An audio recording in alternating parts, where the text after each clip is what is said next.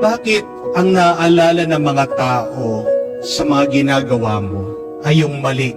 Ngayon naman, napakarami mo namang ginawang mabuti. Naranasan niyo na po ba yan?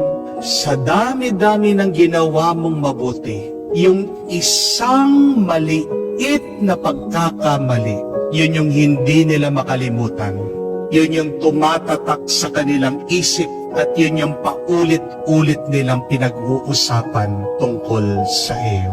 Yung ilang taon na nagbibigay, sinusustentuhan mo, mga kamag-anak mo, yung minsan ka lang hindi makapagpautang sa kanila, di ba? Parang napakasama mo na. Yun lang hindi mo mapagbigyan yung kaibigan mo. Parang ikaw na yung kontrabida.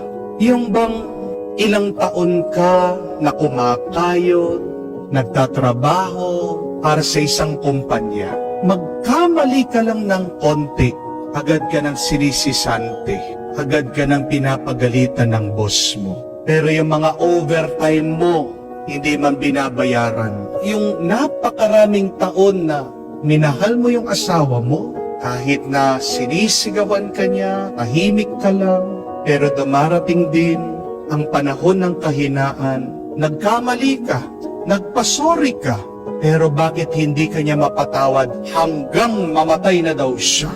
Pero yung araw-araw na hinahatid mo siya doon sa trabaho niya, araw-araw na sinusuyo mo siya, lahat ng sweldo mo binibigay mo sa kanya, magkamali ka lang ng minsan dahil sa iyong kahinaan, dahil tao ka din, hindi makalimutan ng asawa mo. At pagkatapos, napakasama mo pa sa iyong mga anak. Di po ba nakakalungkot ito? Pero ito yung katotohanan. Huwag mong aasahan pagdating sa mga tao, kahit na malapit sa iyo, kahit na minamahal mo yan, na matatandaan nila yung mga kabutihan na ginagawa mo. Bakit? Dahil ang isip ng tao hindi perpekto. Dahil ang ating pag-iisip hindi kamukha ng pag-iisip ng Diyos. Amen? Paano mag-isip ang Panginoon? Maunawain. Ang isip ng Diyos nagmamalasakit. Ang isip ng Diyos may puso nagmamahal. Yan yung ating narinig sa unang pagbasa. Galing po sa propeta Isaias. Sino daw ang ating Diyos? Kahit na tinuruan tayo ni Jesus na manalangin, Ama namin sa langit. Nagpakilala ang Diyos kay propeta Isaias bilang isang ina. Ano ang sabi niya? The Lord is like a mother who cannot forget their children. Dahil tayo'y mula sa Diyos, tayo'y anak niya. Ano man ang gawin nating pagkakamali, hindi tayo kakalimutan ng Diyos. Paano ba natin makalimutan ang pagkakamali ng iba? Kamukha sana ng Diyos. Dahil kung ang Diyos, inaalala niya yung ating mga pagkakamali, sabi nga po, mababasa niyo din sa awit in the Psalms, O Lord, if you would mark our guilt, who would survive? Sino maliligtas sa atin? Sinong mananatiling buhay kung palaging inaalala ng Diyos ang ating mga pagkakasala? Salamat sa Diyos makakalimutin siya sa ating mga pagkukulang. Dahil kung palagi niyang natatandaan ang ating mga kasalanan, siguradong walang buhay sa atin. Siguradong lahat tayo'y patay.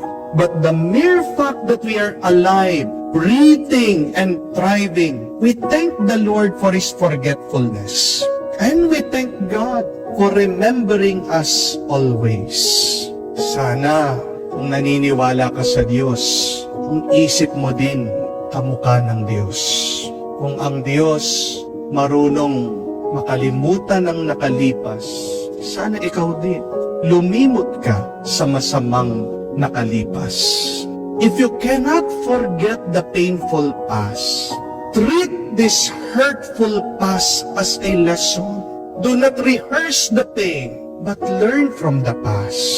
Pero habang ikaw ay nabubuhay sa nakalipas, babaliwalain at hindi mo mapapansin ang kabutihan na ginagawa ng isang tao. Mga kapatid, Ginawa tayo ng Diyos hindi naman para mabuhay sa nakalipas. Ginawa tayo ng Diyos para mabuhay sa kasalukuyan. Dahil ang ating Diyos ay Diyos ng kasalukuyan. He is a present God.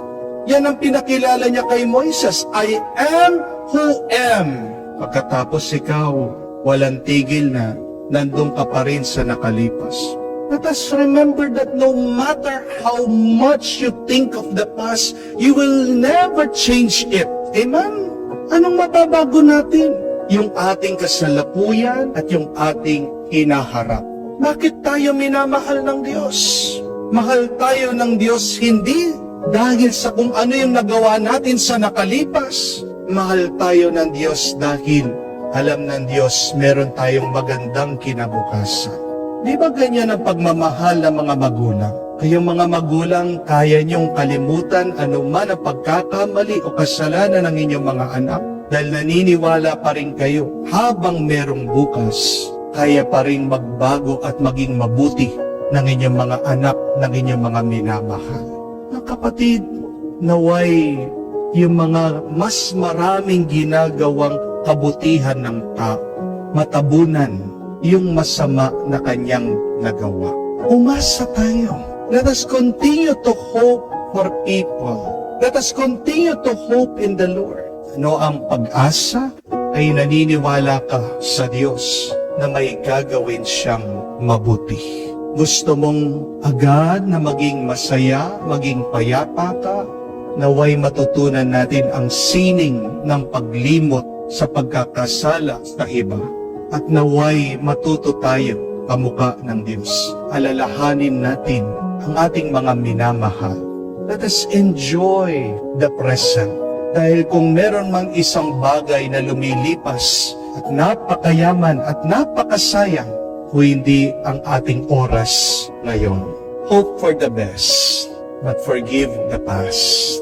Always enjoy the present and thank God for all of the good things that He is doing.